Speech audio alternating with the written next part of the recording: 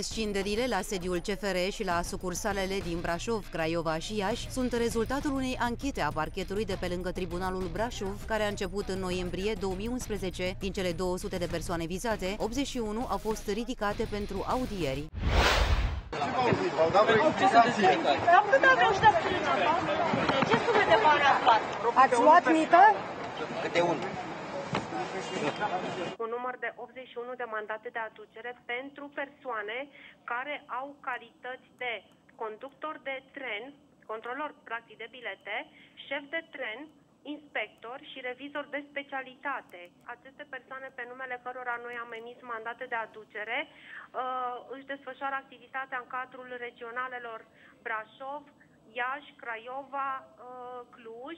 Cercetările în dosar durează de un an jumătate. Directorul CFR Călători, Ștefan Roșeanu, spune că nu știa de existența unei anchete de o asemenea amploare. Totuși, el recunoaște că circulația fără bilet pe trenurile CFR este o problemă cunoscută și de oficialii companiei. În fiecare an, aproximativ 30% din călătorii care se deplasează cu trenul în medie la nivel național sunt fără bilet, ceea ce înseamnă că compania pierde cel puțin 100-150 de milioane de lei din neîncasarea biletelor de la casă, de lei noi, în fiecare an. Din păcate, mersul cu trenul fără bilet este un fenomen antic și de demult.